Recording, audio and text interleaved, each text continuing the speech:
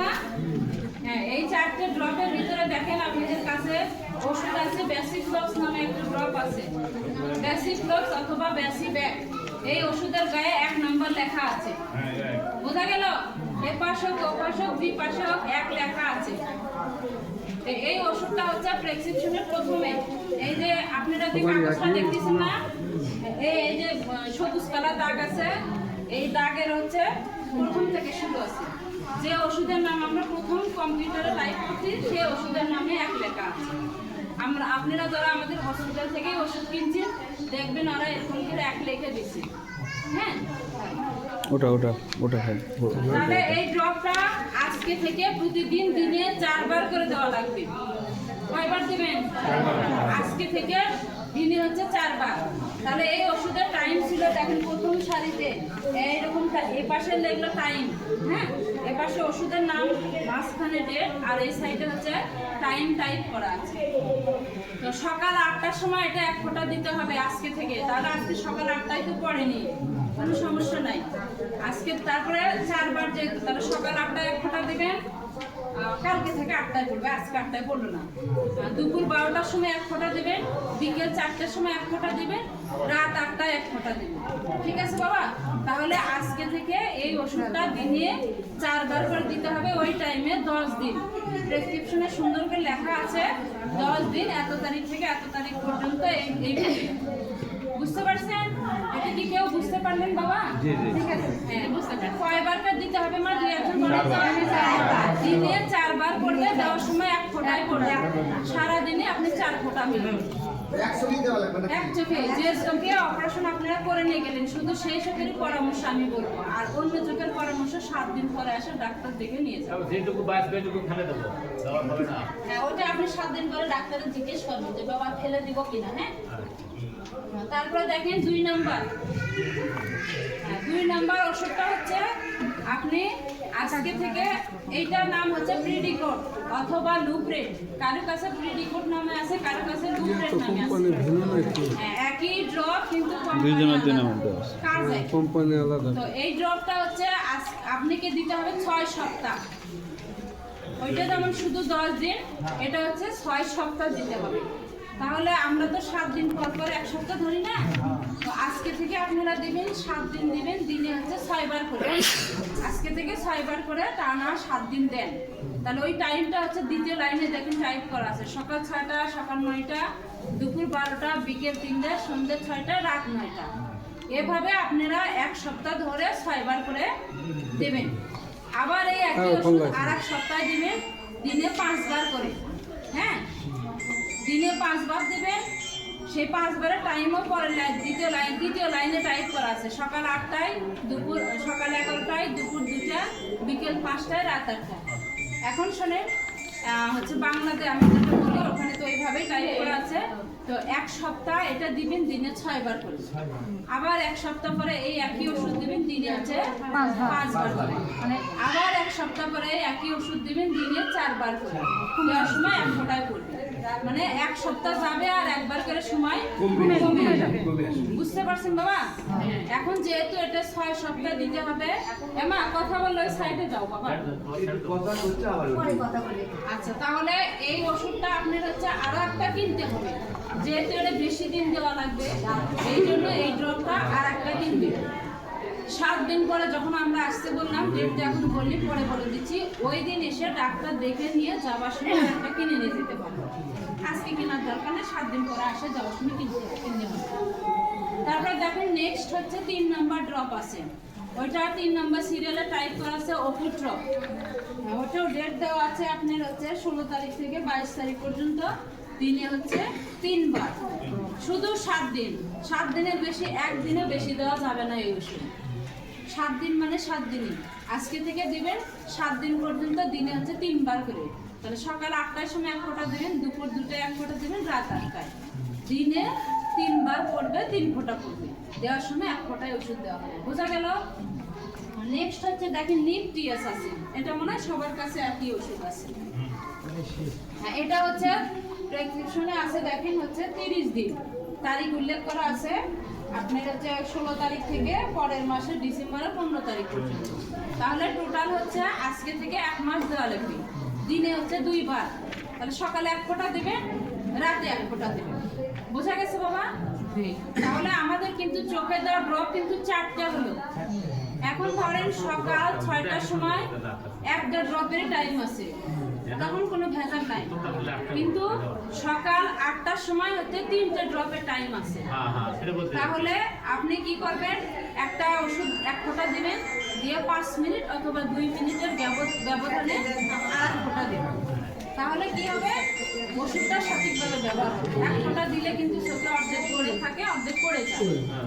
এই জন্য আপনি হচ্ছে একই সময়ে, আবার ধরেন হয়তো দুপুর 2টার সময় 4টে ড্রপের টাইম আছে, তখন একটু 5 মিনিট গ্যাপ দিবেন। আবার ধরেন হচ্ছে রাত 8টার সময় 3টে অথবা 4টে, মানে 1টার চেয়ে অধিক যখন হবে তখন একটু 5 মিনিট গ্যাপ দিবেন অথবা 2 মিনিট গ্যাপ দিবেন। এই গেল হচ্ছে, এটা কিন্তু চোখের ড্রপ। এই 4টে ওষুধ ড্রপ ছাড়া আপনাদের এখানে প্রথম থেকে আসা যাওয়া করছেন, অনেকের বাড়তি ওষুধ লিখে দেওয়া আছে। কারো কারো চোখে ওষুধ আরো এই 4টা ছাড়া অন্য প্রেসক্রিপশনে লেখা থাকে যে হচ্ছে এটা 1 ফোঁটা করে এই সময় এতদিন দিবেন, তাহলে ওই ওষুধটা যে নিয়মে দিচ্ছিলেন আপনি, এখন তো শুধু অপারেশন চোখে এই 4টাই চলবে।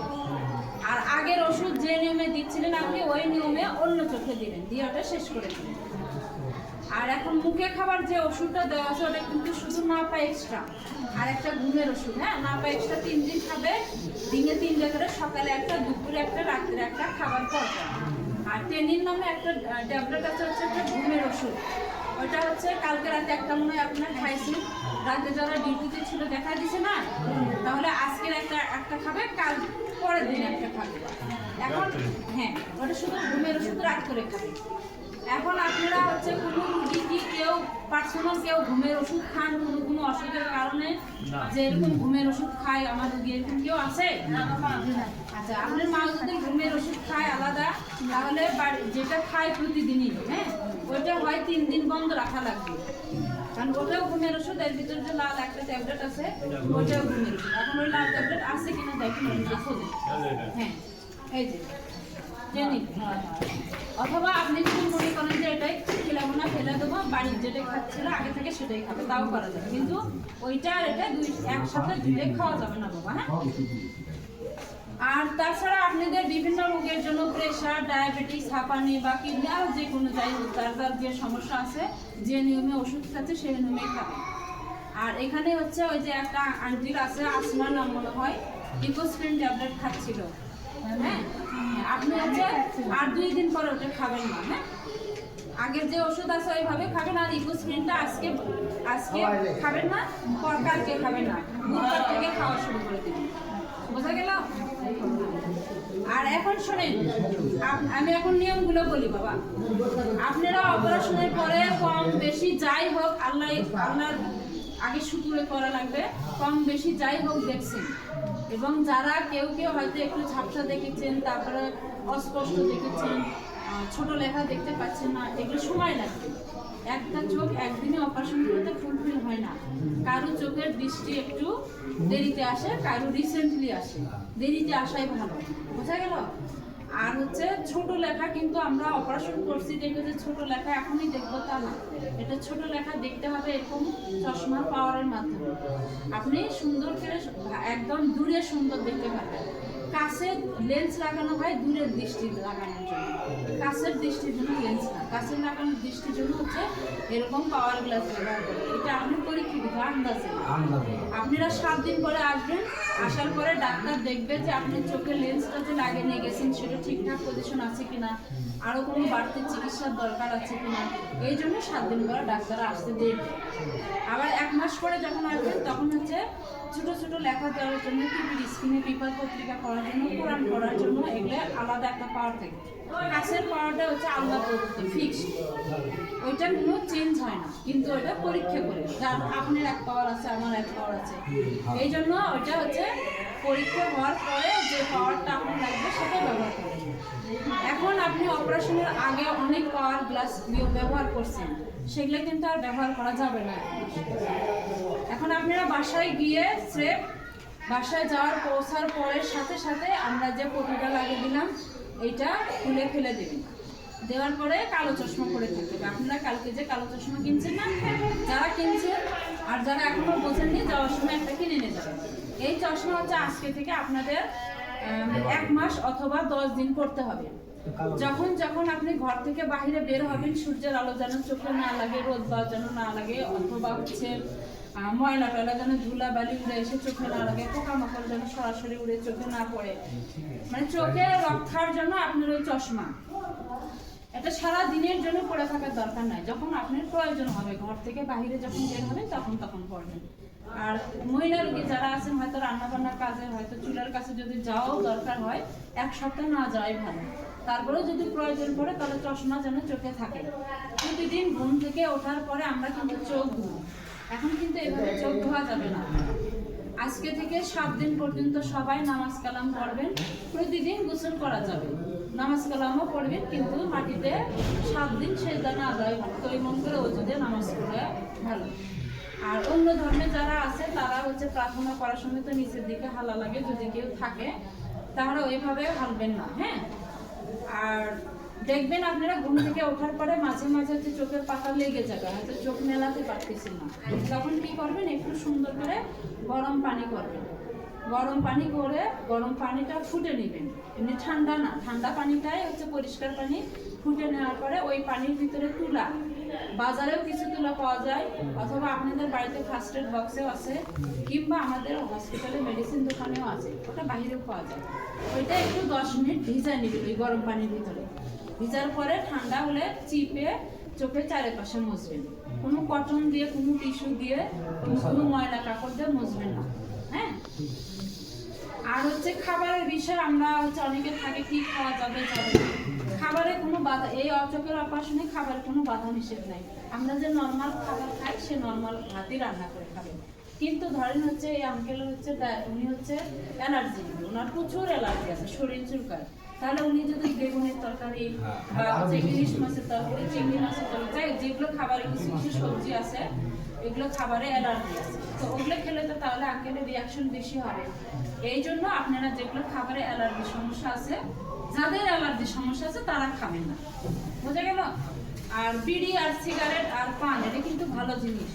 এটা যারা যারা খান, আপনারা যে লেন্স লাগাবেন, এটার সাথে এটা অনেক কিছুই থাকে। তারপরে দাঁতে যে গুল মাখেন, এটা দাঁতে গুল মাখা যাবে না, পান খাওয়া যাবে না, বিড়ি সিগারেট খাওয়া যাবে না। এটা ম্যাক্সিমাম 15 থেকে 1 মাস না খাওয়া গেলে, আর ভুলে গেলে তো ভালো গেছে।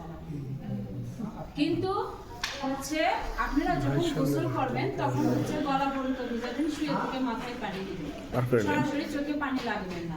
এইভাবে 1 মাস আর 10 দিন। তাহলে 10 দিন কেন বললাম? যাদের অপারেশন মেশিনে পড়া গেছে, আপনি দামি লেন্স নিয়েছেন, কিন্তু আপনার ছানিটা শক্ত ছিল, কিন্তু আপনার অপারেশনটা মেশিনে করতে পারেনি, হয়নি, বা আপনার ছানির সম্ভাবনার জন্য হয়নি। এই জন্য আপনার হচ্ছে হাতে কেটে অপারেশন আছে। যদি মেশিনে করলেনি তাহলে আরো আপনার সমস্যা হবে।